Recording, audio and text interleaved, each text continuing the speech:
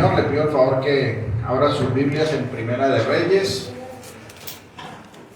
capítulo 18, Primera de Reyes, capítulo 18, versículos del 41 al 46. Primera de Reyes 18, versículos 41 al 46, dice así la palabra del Señor. Entonces Elías dijo a Acab: sube, come y bebe, porque una lluvia grande se oye. Acab subió a comer y a beber, y Elías subió a la cumbre del Carmelo, y postrándose en tierra puso su rostro entre las rodillas, y dijo a su criado: sube ahora y mira hacia el mar. Y él subió y miró y dijo: no hay nada. Y él le volvió a decir: vuélvete 7 veces. A la 7ª vez dijo: yo veo una pequeña nube como la palma de la mano de un hombre que sube del mar. Y él le dijo: ve y di acá, unce tu carro y desciende, porque la lluvia no te ataje. Y aconteció, estando en esto, que los cielos se oscurecieron con nubes y viento, y hubo una gran lluvia, y subiendo acá vino a Jezreel, y la mano de Jehová estuvo sobre Elías, el cual ceñó sus lomos y corrió delante de Acab hasta llegar a Jezreel. Señor, añada bendición a su palabra. Oremos. Señor, te damos gracias por tu palabra, por la verdad que en ella hay, por las verdades fundamentales que tú nos enseñas a través de ella, que son necesarias para nuestra vida, para nuestro crecimiento espiritual, para ser más a tu imagen y para morir cada día más a nosotros mismos, Señor. Guíanos a través de este sermón conforme a tu voluntad, que tu Santo Espíritu nos ilumine y nos guíe. Y te damos gracias en el nombre de Jesús. Amén. Amén. Pueden sentarse, mis hermanos.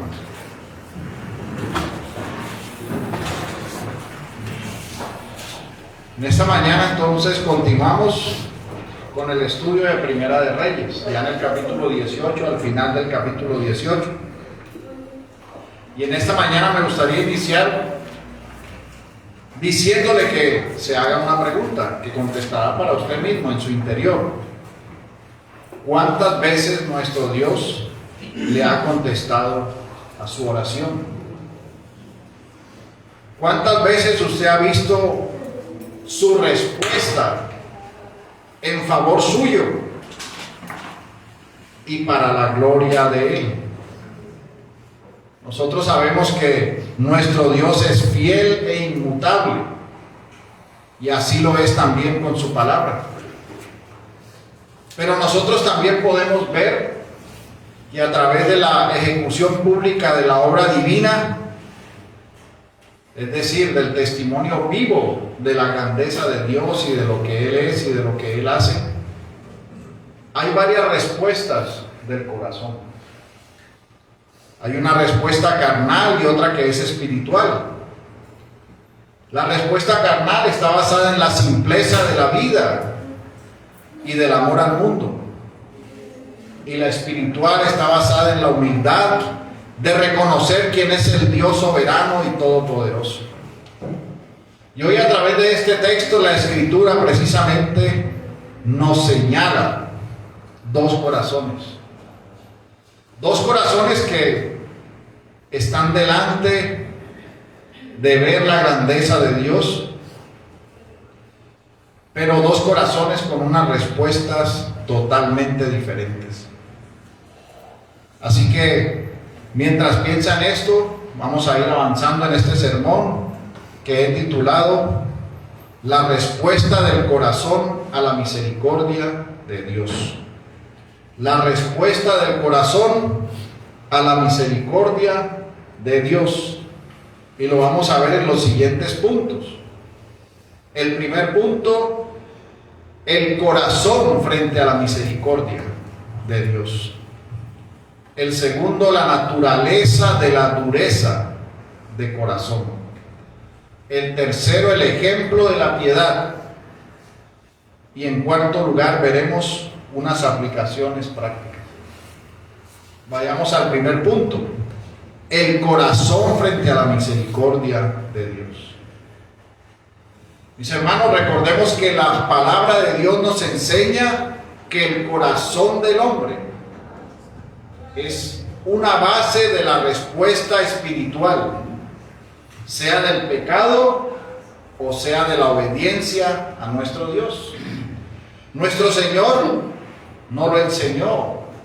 En Mateo 15:18 dice así la palabra: pero lo que sale de la boca, del corazón sale. Y esto contamina al hombre, porque del corazón salen los malos pensamientos, los homicidios, los adulterios, las fornicaciones, los hurtos, los falsos testimonios, las blasfemias. Estas cosas son las que contaminan al hombre, pero el comer con las manos sin lavar no contamina al hombre. Nuestro Señor señala lo que es el corazón del hombre. Y nosotros podemos ver a través de la Escritura que en el nuevo nacimiento precisamente lo que cambia en el hombre es su corazón. La promesa del nuevo pacto que encontramos nosotros en Ezequiel 36:26 dice así: les daré un nuevo corazón y derramaré un espíritu nuevo entre ustedes. Quitaré ese corazón de piedra que ahora tienen y les pondré un corazón de carne. Así que si del corazón salen los adulterios, las fornicaciones, de un nuevo corazón nace la alabanza y la honra al único Dios verdadero. Porque el problema está en la respuesta que señala el corazón, que nos muestra la verdadera naturaleza del corazón de los hombres. Por eso la Escritura nos dice que de toda cosa guardada debemos guardar el corazón, porque de él mana la vida. Así que conforme el hombre se encuentre delante de Dios, así mostrará su corazón. Aún en medio de disfrutar de bienes espirituales, la respuesta del corazón señalará, valga la redundancia, en dónde está ubicado ese corazón. Mis hermanos, una persona puede estar sentada en las bancas de la iglesia, pero no ser un creyente de corazón. Puede estar su corazón lejano de Dios. Y hoy nuestro texto nos deja ver la respuesta de dos hombres frente a la misericordia de Dios. Nos permite ver su corazón. Vemos nosotros que después del juicio, es decir, después del juicio y del reconocimiento que hace el pueblo de Dios, vemos nosotros que vendría la lluvia.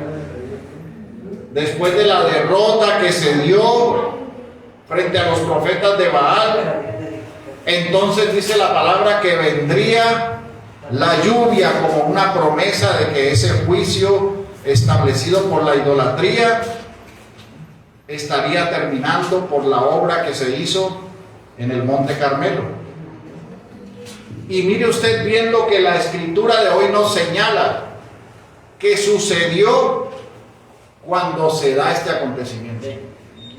Dice la palabra del texto de hoy, dice: Acab subió a comer y a beber, y Elías subió a la cumbre del Carmelo, y postrándose en tierra puso su rostro en las rodillas.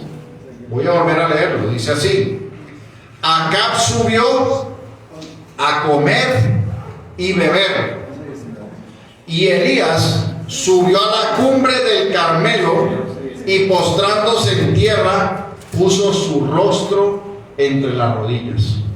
Entonces puede notar usted el paralelo.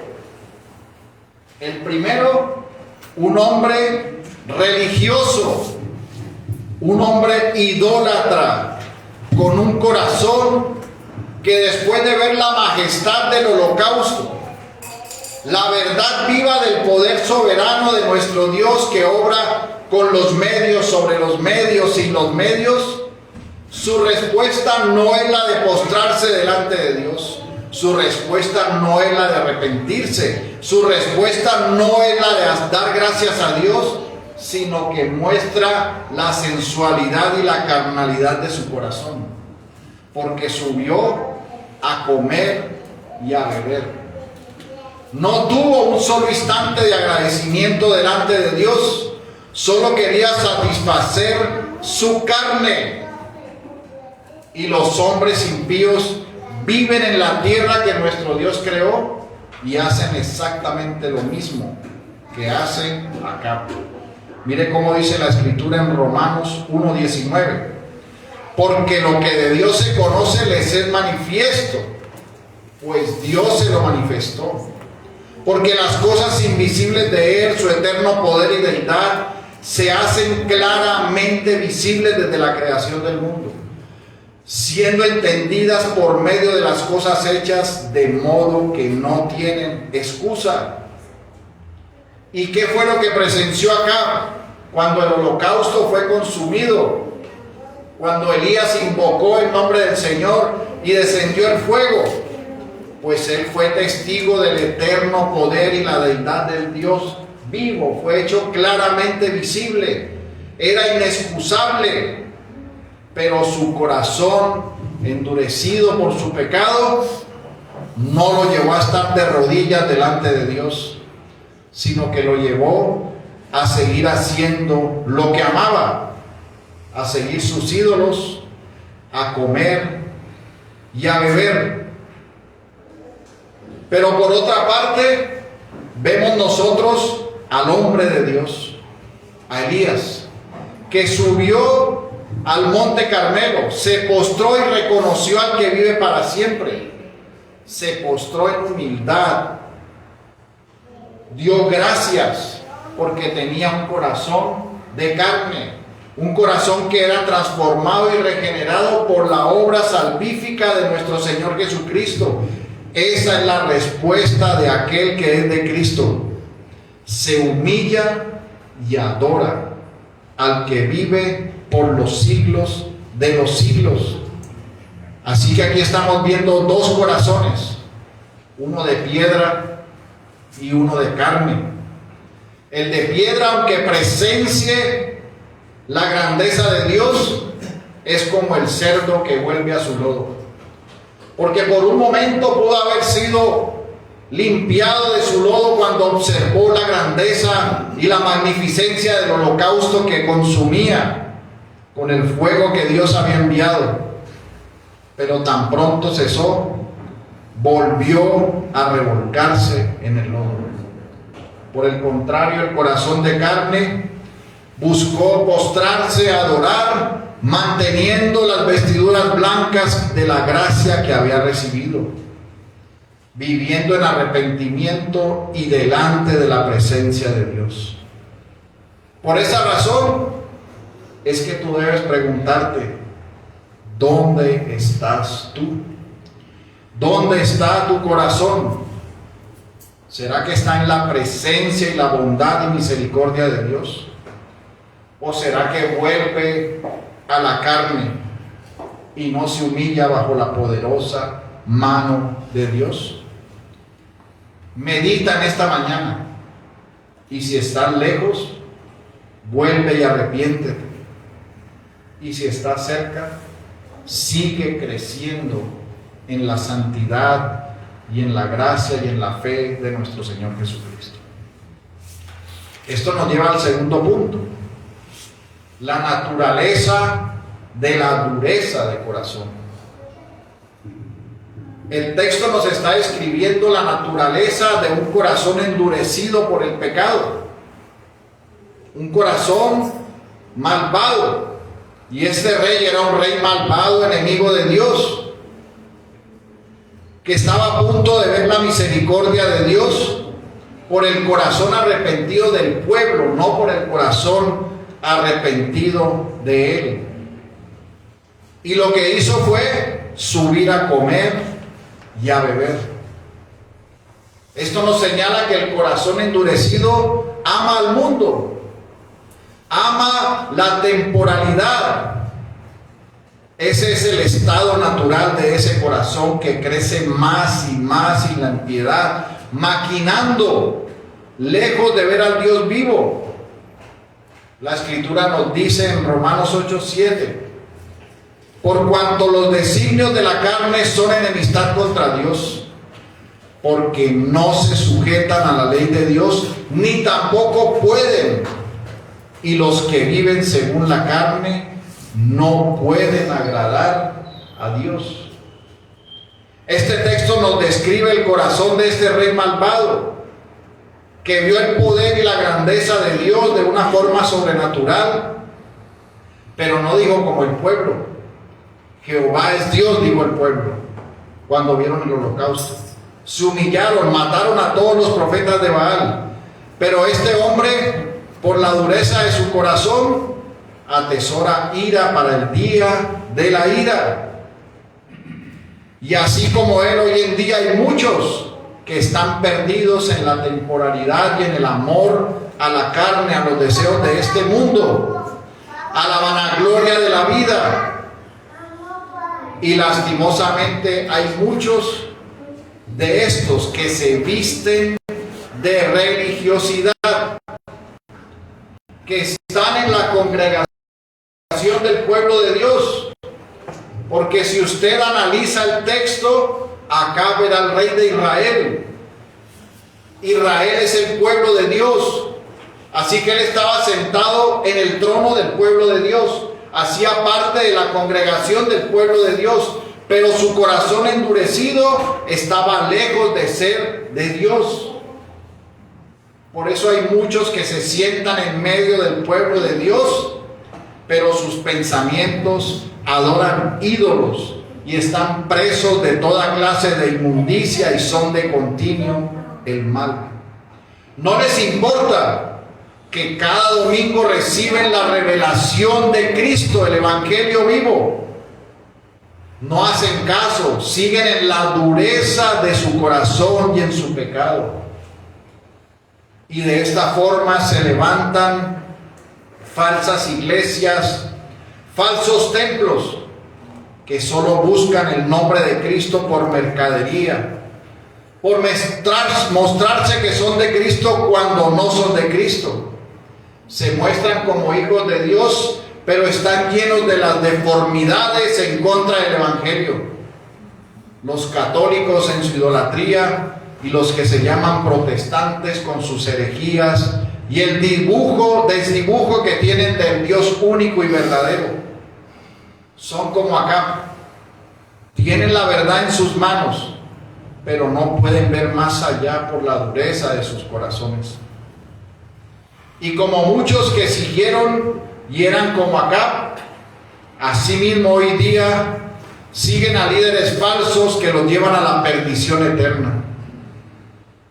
Es muy seria la dureza del corazón, la naturaleza del pecado, porque esto conlleva a una muerte, y no a una muerte física, sino a una muerte eterna.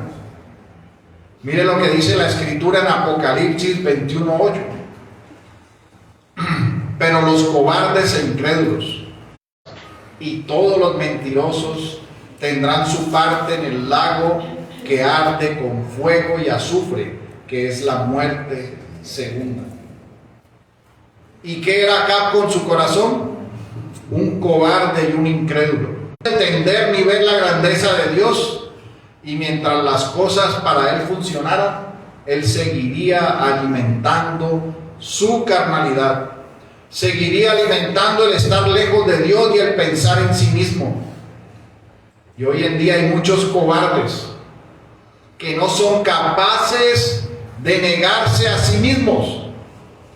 Prefieren la dureza y la incredulidad, pero un día perecerán y serán responsables y serán inexcusables delante de Dios para ser enviados al infierno. Por esa razón, si tú estás en esa dureza y en esa cobardía, aléjate y busca a Cristo, porque solo en Él encontrarás vida eterna y consuelo para tu alma. Esto nos lleva al tercer punto, el ejemplo de la piedad. Hemos visto dos hombres, dos corazones. Hemos visto las consecuencias de la dureza de un corazón apartado de Dios. Y ahora vamos a ver el ejemplo de la piedad. por la misericordia de nuestro Dios, por su bondad y por su gracia, Él se ha reservado para sí un remanente, un pueblo que le busque y que le honre por siempre. Y ese ejemplo lo vemos nosotros en la piedad del hombre de Dios, de Elías, que nos señala el corazón y la respuesta de aquel que adora y sirve al Dios vivo. Vemos que después de la grandeza, de la victoria sobre la idolatría y la falsa adoración, Él sube al monte Carmelo, se postra de rodillas, adora y ora fervientemente para que la misericordia de Dios sea vista por todos los que creen y por los que no creen. Mis hermanos, de aquí nos podemos preguntar algo nosotros. ¿Por qué ora Elías?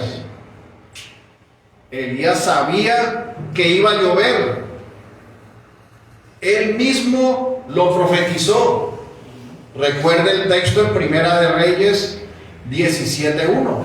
Dice así: entonces Elías Tisbita, que era de los moradores de Galaad, dijo a Acab: vive Jehová Dios de Israel, en cuya presencia estoy, que no habrá lluvia ni rocío en estos años, sino por mi palabra. Entonces usted se pregunta, ¿por qué Elías oró? ¿Por qué Elías no simplemente dijo la palabra? ¿Por qué no dijo que llueva? Mis hermanos, en la respuesta hay unas lecciones para nosotros. En primer lugar, porque un corazón piadoso que ama al Señor señala el camino de la humillación y del reconocimiento del Dios vivo al postrarse de rodillas y orar. Así que un corazón regenerado, un hijo de Dios, ora y se postra y adora al Rey de Reyes y Señor de Señores. Y en segundo lugar, un hijo de Dios, aunque conoce las promesas de Dios como la conocía Elías, que iba a haber lluvia, confía en el Señor plenamente, confía en la inmutabilidad de su palabra, pero aún así ora, porque confía en el Dios Todopoderoso. Por eso es que Elías en este texto nos muestra cómo desarrolla por medio de la oración un ejemplo de su fe, de su confianza en el Dios verdadero. Aunque sabía que la lluvia vendría, él usó los medios de gracia, se postró y oró, como nos lo deja ver con más luz el libro de Santiago. En Santiago capítulo 5, versículos 17 y 18, dice así la palabra: Elías era hombre sujeto a pasiones semejantes a las nuestras, y oró fervientemente para que no lloviese, y no llovió sobre la tierra por 3 años y 6 meses. Y otra vez oró, y el cielo dio lluvia, y la tierra produjo su fruto. Mi hermano, note que Elías no dijo: declaro la palabra que recibí, así que por lo tanto declaro que llueva ahora mismo y que se cumpla lo que yo profeticé. No lo hizo de esa manera. Elías subió, a pesar de que tenía la revelación, la profecía de Dios, siendo la boca de Dios que había hablado.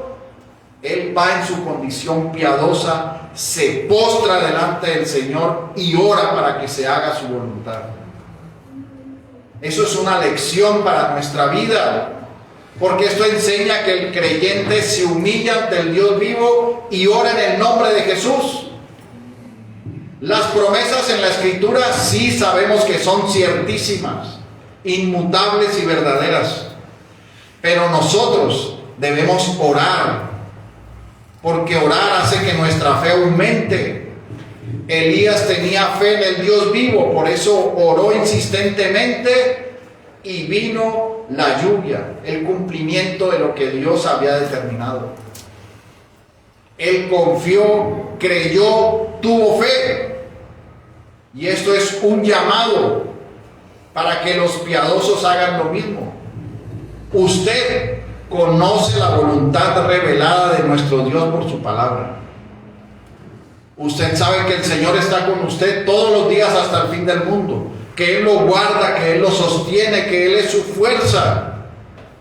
¿Y usted qué hace como creyente, como piadoso, como hijo de Dios? Se acerca en humildad y en oración persistente delante del Señor. La oración nos mantiene en comunión.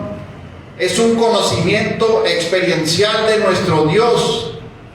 Por la oración vemos nosotros su fidelidad. La providencia señala el cuidado que es inmutable de nuestro Dios, que es su verdad. La oración sana, dispone, doblega, ayuda a nuestro corazón a estar conforme a la voluntad de Dios. Ayuda a alabar a Dios y a confiar plenamente en Él. Es como cuando se ve esa pequeña nube que viene en forma de mano. Está viendo que se acerca la bendición, pero está orando y está confiando en el Señor. Por su fe sabrá que vendrá lo que Dios ha prometido. Por su fe confiará, creerá, orará insistentemente y esperará el momento en el que el Señor lo hará conforme a su voluntad. Porque esta oración trae una fortaleza en la fe y es uno de los medios más atacados por la carne. Este medio de gracia recibe muchos ataques por el mundo, por los afanes. ¿Por qué? Porque la gente se aparta a hacer muchas cosas, pero la gente no se mantiene en la oración.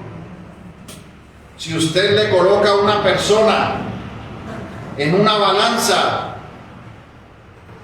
sus anhelos personales frente a la oración, se inclina por sus anhelos personales. Si usted le coloca a una persona el tiempo para orar o el tiempo para dedicarse a sus asuntos que le producen riquezas temporales, preferirá las riquezas temporales. Usted se levanta, sale corriendo a su trabajo y muchas veces olvida la oración. Pero el creyente que anhela al Señor, que lo busca, tiene que tener este tiempo de oración para que su fe sea fortalecida. Humillarse y obedecer lo que dijo nuestro Señor. Recuerde que nuestro Señor dijo en Mateo 26:41: velad y orad para que no entréis en tentación. El espíritu a la verdad está dispuesto, pero la carne es débil. Así que, mi hermano, pregúntese si está velando, si está orando. ¿Cuánto tiempo está orando usted al Señor? Si usted hace una estadística de un día suyo de 24 horas, ¿en qué gasta más su tiempo? ¿Será que se lo dedica más al Señor y a orar? ¿O se lo dedica más a usted mismo? Esto es algo que solo usted puede saber en su corazón, porque el único que conoce el corazón es el Señor. Nadie puede señalarlo ni juzgarlo. Los hermanos no están a su lado 24 horas, pero el Señor sí está con usted todo el tiempo. Así que el Señor sabe lo que anhela su corazón. Y debemos ver nosotros esa actitud de este hombre de Dios, que después de la victoria y en espera de la misericordia, se levantó a orar y a confiar en fe delante de Dios. Y eso mismo debemos hacer nosotros. Debemos en fe orar y confiar. Todos los hombres de Dios que la Escritura nos señala, oraban. Abraham oraba. Moisés oraba. David oraba. Daniel oraba 3 veces al día. Elías oraba. Y nuestro Señor encarnado, nuestro Señor Jesucristo, oraba al Padre en la madrugada. Entonces, ¿cómo puedes tú pretender la vida en Cristo si no oras? Un corazón que anhela al Señor, anhela orar y busca el nombre del Dios vivo todos los días de su vida. Mis hermanos, como el hombre de Dios debemos ser de oración para vivir conforme o en concordancia con la fe en Cristo que profesamos. Y esto nos lleva al último punto, las aplicaciones prácticas. Ya vimos la respuesta del corazón endurecido y vimos la respuesta de un hombre piadoso, de un corazón piadoso que ha nacido de nuevo. Ahora, como aplicaciones, en primer lugar, debemos entender que la disposición regente en el alma del creyente no es la de un corazón frío e incrédulo, sino uno que está encendido con el fuego de la verdad, que está conectado con el cielo en sus pensamientos y en todo lo que es. Un corazón que vive para Cristo, por Cristo y en Cristo y para su gloria. Por lo tanto, se humilla bajo su presencia a ver cada día con sus ojos, al ver el testimonio de las nuevas misericordias y el poder de Dios grande y todopoderoso, que nos sostiene, que nunca desampara ni a su pueblo ni a sus hijos. Por eso en esta mañana se debe martillar en la importancia de la oración. Por eso vemos el ejemplo del hombre de Dios, quien ora con gozo y humildad, aún conociendo la obra y el propósito de Dios. Porque la oración en ejercicio debe formar parte de los afectos religiosos del corazón del hombre. Y voy a citar lo que dice acerca de la oración Jonathan Edwards. Dice de la siguiente manera: al orar, declaramos las perfecciones de Dios, su majestad, santidad, bondad y absoluta suficiencia, y nuestro propio estado vacío e indigno junto con nuestras necesidades y deseos. ¿Pero por qué? No para informar a Dios de estas cosas, pues Él ya las sabe, y de seguro no para cambiar sus propósitos y persuadirle que nos bendiga. No, oramos estas cosas para conmover y afectar a través de lo que expresamos nuestros propios corazones, para prepararnos para recibir las bendiciones que pedimos. Por eso debes preguntarte: ¿estás orando, mi hermano? ¿Es la oración la que consume tu vida? ¿Estás en la presencia del Rey con un corazón conmovido y con tu mente delante de Cristo? ¿O estás avivando tu carne en las distracciones de comer y de beber, en la sensualidad de este mundo perdido que te arrastra y que te lleva tu corazón a estar lejos de la verdad? Pero si has sido sellado con la verdad, tendrás un profundo deseo para adorar y orar al Rey de los siglos, un anhelo para estar en la distracción de tus vanos deseos y anhelos temporales. Te aleja de esa verdad a la cual has sido llamado. ¿Dónde está tu pie? Mira con firmeza y vuélvete al Señor. No sea que estés aquí, pero estés lejano de Dios. Y en segundo lugar, o segunda aplicación, medita hoy en este momento y pregúntate: ¿cómo están tus acciones delante de Dios? No sea que de pronto estés como la iglesia de Éfeso. Recuerda lo que el Señor le manifestó a esta iglesia en Apocalipsis, capítulo 2, versículo 4. Pero tengo contra ti que has dejado tu primer amor. Recuerda, por tanto, de dónde has caído y arrepiéntete. Y haz las primeras obras, pues si no, vendré pronto a ti y quitaré tu candelero de su lugar si no te hubieres arrepentido. Mi hermano, si tu corazón se inclina delante de la grandeza de Cristo, de su verdad, de su palabra, pero a veces ama más el buscar lo carnal y lo temporal. Entonces tu corazón se está enfriando. Has dejado tus primeras obras.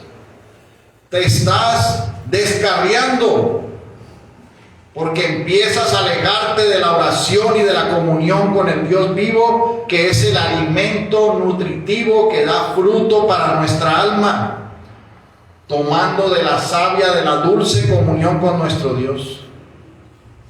Por lo tanto, si estás inclinado a ser como Acab, vuélvete de donde has caído. Ven de rodillas a lo alto del monte Carmelo de tu aposento, y de rodillas inclínate y humíllate delante del Señor. Y ora para que tu vida siga en la firmeza para la gloria del Señor. La oración es una comunión viva con nuestro Hacedor, con nuestro Dios que es todopoderoso, inmortal, que habita en luz inaccesible. Recuerda que fuiste sacado de las tinieblas a la luz admirable. Por eso las Escrituras describen la salvación como un nacer de nuevo, una resurrección de los muertos, una nueva creación. Son eventos que no pueden ser producidos por el hombre. Solo Dios es el autor y el regenerador del pecador. Solo Dios es el que levanta de los muertos. Pero en respuesta a ese nuevo nacimiento y a que eres una nueva creación en Cristo, tus palabras y tus acciones testificarán de la experiencia de salvación en tu vida. Y uno de esos testimonios vivos es que tú oras y te humillas delante de la presencia de Dios. Por eso debemos orar y ser humillados delante de nuestro Dios, porque nosotros somos y seremos de Cristo. Y si en esta mañana tú vives lejos de Dios, si tú vives en tus delitos y pecados de tu corazón, si tú como acá lo único que perciben tus sentimientos y emociones es la satisfacción propia de tu banalidad, de tu carnalidad, de tu corazón, si solo ves por los sentidos pecaminosos, hoy es día de salvación, de caer de rodillas delante de Cristo. Por lo tanto, ven y huye de la ira venidera, ven a Cristo con fe y arrepentimiento y vive para su gloria. Y amada iglesia, que el Señor nos ayude a vivir como una iglesia agradecida y de oración, lejos del mundo presente y sí presente en la espiritualidad del corazón, como testimonio vivo de la verdad que en nosotros habita. Señor nos ayude, mis hermanos. Oremos. Señor Dios eterno y todopoderoso, te damos gracias por tu bondad, por el amor, Señor, y la misericordia que nos has dispensado en la gracia salvífica en Cristo. Gracias, Señor, porque quitaste de nosotros ese corazón de piedra y colocaste en nosotros un corazón de carne que te ama y te anhela. Te pedimos que nos ayudes, Señor, para que como el hombre piadoso, el hombre de Dios, nosotros podamos ser como tus hijos, hombres, mujeres, una iglesia de oración a ti, Señor. Señor, ayúdanos para que nosotros no pongamos por encima las distracciones de este mundo, sino que coloquemos delante de ti como primordial el humillarnos delante de ti, el postrarnos delante de ti, el orar a ti, Señor Dios de nuestra salvación. Padre, y si en algo nuestro corazón se ha enfriado, ayúdanos a volver a las primeras obras. Ayúdanos a que nuestro corazón esté encendido en el fervor y en el anhelo de amarte y de orar y de pasar el tiempo contigo, que es lo mejor para nuestras almas, Señor. Señor, alimenta nuestra vida y llénanos de ti, Señor, cada día más. Que no salgamos de aquí de la misma manera. Que no salgamos a vivir vidas simples, con afanes y lejos de ti, sino que salgamos para vivir en adoración, en oración, vidas rectas e íntegras que te amen a ti, el único Dios verdadero. Ayúdanos, Señor, como tu iglesia y tu pueblo. Te lo pedimos en el nombre de Jesús. Amén.